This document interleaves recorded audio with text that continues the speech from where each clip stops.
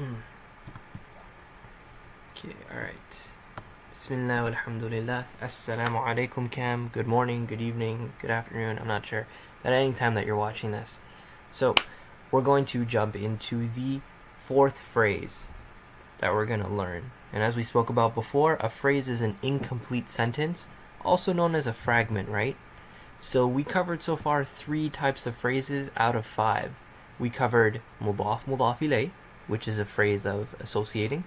We covered harfu jar, right? And then we covered mawsuf sifa, which is the adjectival phrase or the descriptive phrase, where in which you have a word that you are describing. And then now we're going to be dealing with the pointing phrase. Okay, but before we do that, we have to get into pointing words. But let's just cover a little bit of terminology. So a pointing word in Arabic is known as ismu ishara, and it's a word that points to something that is close, and the word in Arabic for close is qarib, or it points to something that is far, and the word for that is ba'id. For something close, it's hada, which means this, right? So this, so hada al-kitab, this book, that book that I'm speaking about is something that is close, right? And then now it says hadihi, but let me correct that. That's supposed to say dhalika. My mistake.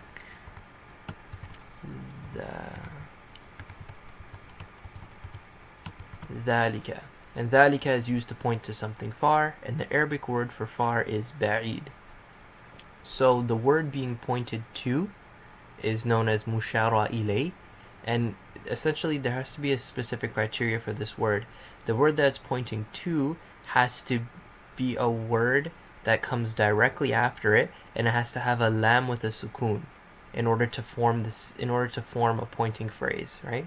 So you have an ismu ishara, which is a pointing word, and then right after it you have a word that has a lam with a sukun, right? And if these two come together, then you form a pointing phrase. But we're going to go over that below. Before we hop into that, I just wanted to review with you all of the pointing words. So there are 2 major ones, hada and dhalika, and they have masculine versions and feminine versions. And they can be put through all of the states and all of the numbers. But what's great about them is that in their singular form, for masculine, feminine, and masculine and feminine, they don't change. And the same for their plural. The only thing that really changes is the dual. So you really only have to memorize like 4 things per chart. So it's pretty blessed.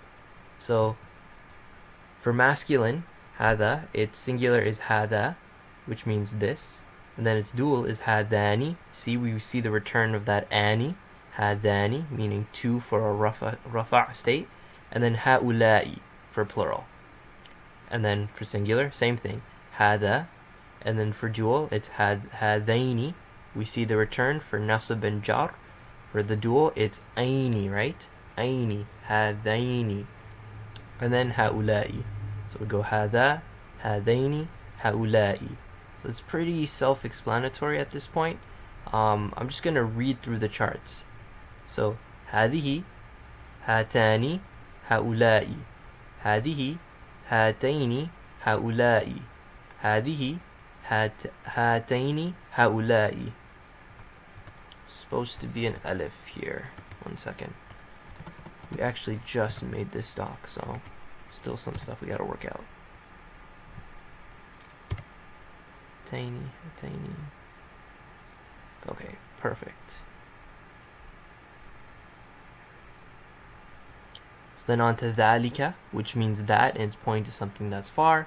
So dhalika, dhanika, ulaika, dhalika, dhainika, ulaika, dhalika, dhainika, ulaika. Right? And then for feminine, tilka, tanika, ulaika, tilka, tainika, ulaika, tilka, tainika, ulaika. So when you're memorizing it, try to memorize it in that order with the chart.